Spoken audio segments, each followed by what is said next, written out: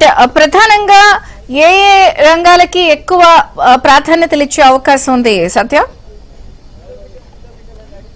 విజయ్ చంద్రిక, ఈసారి బడ్జెట్లో ముఖ్యమంత్రి ఇప్పటికే చెప్పారు, ఏదైతే రోడ్ల గుంతల పూడికి కావచ్చు, రోడ్ల నిర్మాణానికి కావచ్చు అత్యధిక ప్రాధాన్యం ఇవ్వాలి. వచ్చే జనవరి నాటికి ఇతర రాష్ట్రాల నుంచి రాష్ట్రానికి వచ్చే వాళ్ళు ఎవరైనా ఇక్కడ రోడ్లు చూసి ఫోర్త్ గేర్లోనే వెళ్ళాలి తప్పించి ముందు కింద గేర్లోకి వెళ్ళడానికి వీల్లేదని కూడా చెప్పిన నేపథ్యంలో రోడ్లకు సంబంధించి ప్రత్యేకమైన శ్రద్ధ తీసుకున్నట్టుగా మనకు కనిపిస్తోంది ఈ బడ్జెట్లో.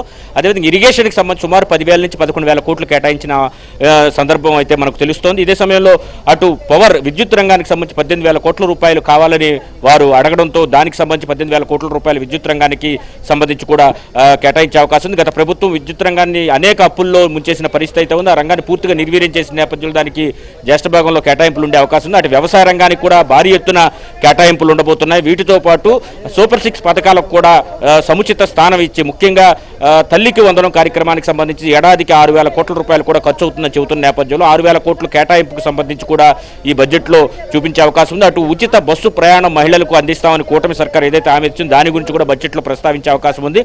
దాదాపు ఏదైతే పథకాలు అమలు చేస్తామన్నారో ఆ పథకాలన్నింటినీ కూడా స్పృశిస్తూ ఈ బడ్జెట్ ఉండబోతుంది. అదే సమయంలో ఈ బడ్జెట్ ప్రసంగం సమయంలో ఎక్కడ తమ తప్పిదాలు బయటపడతాయనే విపక్షాలు ఇక్కడికి రాలేదు. ముఖ్యంగా జగన్మోహన్ రెడ్డి సభకు హాజరు కాలేదు, ఆయన ఎమ్మెల్యేలు హాజరు కాలేదని చెబుతున్నారు.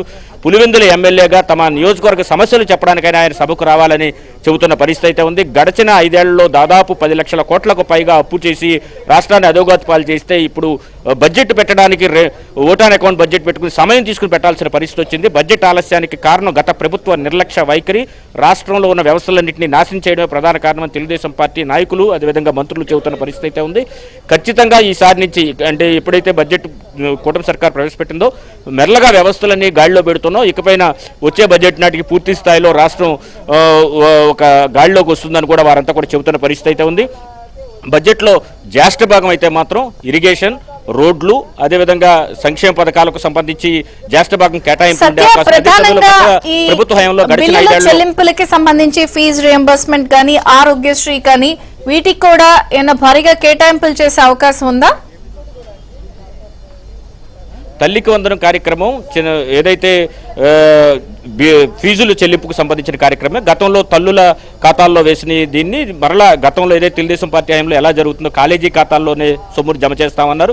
దానిలో భాగంగా దాని నిధుల కేటాయింపుకు సంబంధించి ఈరోజు ఉండే అవకాశం ఉంది. దీంతో పాటు ఇతర సంక్షేమ పథకాలన్నిటికీ కూడా పూర్తి స్థాయిలో నిధులు ఇచ్చే అంశాన్ని ఈ బడ్జెట్లో చూపించబోతున్నారు. అదేవిధంగా ఈ బడ్జెట్లో ప్రధానంగా తీసుకుంటే కనుక అటు సంక్షేమం ఇటు అభివృద్ధి, అటు మూలధన వ్యయం గత 5 ఏళ్లలో చాలా తక్కువ చేసిన పరిస్థితి అయితే ఉంది. ఆ మూలధన వ్యయాన్ని 30,000 కోట్లకు కూడా పెంచే అవకాశం ఉన్నట్టుగా చెబుతున్నారు. అదే కనుక పెరిగితే కనుక మూలధన వ్యయం పెరిగితే కనుక ఖచ్చితంగా రాష్ట్రంలో ఆస్తుల కల్పన జరుగుతుంది, అభివృద్ధి అనేది ముందుకు పోతుంది. కాబట్టి గత ప్రభుత్వం రాష్ట్ర ప్రభుత్వ ఆస్తులను తెగనమ్మితే ఈ ప్రభుత్వం రాష్ట్ర ప్రభుత్వ ఆస్తులను పెంచే ప్రయత్నం చేస్తుంది.